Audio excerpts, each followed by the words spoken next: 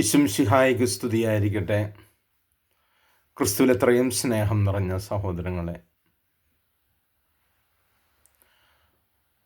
മർക്കോസിൻ്റെ വിശുദ്ധ സുവിശേഷം 8-ാം അധ്യായം 16-18 തിരുവചനങ്ങളുടെ വിചിന്തനം. പ്രകാശത്തെ മറച്ചു വയ്ക്കരുത്.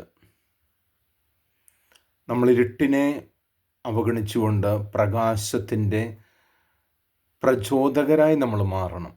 യേശു പറഞ്ഞു വച്ചിരിക്കുന്നു, ഞാൻ പ്രകാശമാണ്. സുവിശേഷത്തിൽ പറയുന്നു, വിളക്ക് കൊളുത്തി ആരും പറയുടെ കീഴിൽ വയ്ക്കാറില്ല, അത് പീഠത്തിന്മേലാണ് വയ്ക്കുന്നത് എന്ന്. അപ്പോൾ നിങ്ങളുടെ സ്വർഗസ്ഥനായ പിതാവിനെ പലരും മഹത്വപ്പെടുത്തേണ്ടതിനായിട്ട് നിങ്ങളുടെ പ്രകാശം അവരുടെ മുമ്പിൽ കൊടുക്കുക. നമ്മൾ പ്രകാശത്തിൻ്റെ മക്കളാണ്. പൗലോസ്ലീഹ നമ്മെ പഠിപ്പിച്ചു തരുന്നുണ്ട്, അന്ധകാരത്തിൻ്റെ എല്ലാ അവസ്ഥകളെയും വിട്ടെറിഞ്ഞുകൊണ്ട് പ്രകാശത്തിൻ്റെ ആയുധം ധരിക്കുവാനായിട്ട് നമ്മളോട് ആവശ്യപ്പെടുന്നു. പ്രിയമുള്ളവരെ, ഞാൻ ഈ വചനവിചിന്തനത്തിൻ്റെ ഈ എല്ലാ ദിവസവും ഇങ്ങനെ ഇത് പ്രക്ഷേപണത്തിനായിട്ട് നൽകുമ്പോൾ അല്പം സൗണ്ട് കുറഞ്ഞു പോയെന്നാൽ, അല്പം വെട്ടം കുറഞ്ഞു പോയ, പ്രകാശം നഷ്ടപ്പെട്ടാൽ ഒത്തിരി പരാതികളുണ്ട്.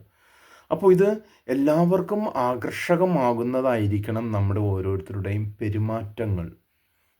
എന്നെ എല്ലാവരും അങ്ങ് എടുത്തുകൊണ്ട് ചുമന്നുകൊണ്ട് നടക്കണമെന്നല്ല ഞാൻ ആവശ്യപ്പെടുക. പക്ഷേ നമ്മളും ഒരു സൗഹൃദം സമ്പാദിക്കുമ്പോൾ അതെല്ലാവർക്കും അത് പ്രചോദനാത്മകമായി മാറണമെന്ന്, അതൊരു സാമൂഹിക കൽപ്പനയാണത്. അവിടെ എങ്ങും ഒരു നിയമം എഴുതി വച്ചിട്ടില്ല. ഈശോ പറയുന്നത് ഇതാണ്, ചെറിയ രണ്ട് വാക്യങ്ങൾ അല്ലെങ്കിൽ വചനങ്ങളാണെങ്കിൽ പോലും പ്രകാശത്തെ മറച്ചു വയ്ക്കരുത്, മൂടി വയ്ക്കരുത്. നിങ്ങളുടെ പ്രകാശം കണ്ട് എല്ലാവരും ദൈവത്തിൻ്റെ സൃഷ്ടാവായ ദൈവത്തെ മഹത്വപ്പെടുന്നതിന് വേണ്ടി നിങ്ങൾ പരിശ്രമിക്കുക. സ്തുതികളുടെയും ആരാധനയുടെയും നന്ദി പ്രകടനത്തിൻ്റെതുമായിരിക്കട്ടെ നമ്മുടെ ഓരോരുത്തരുടെയും ജീവിതങ്ങൾ.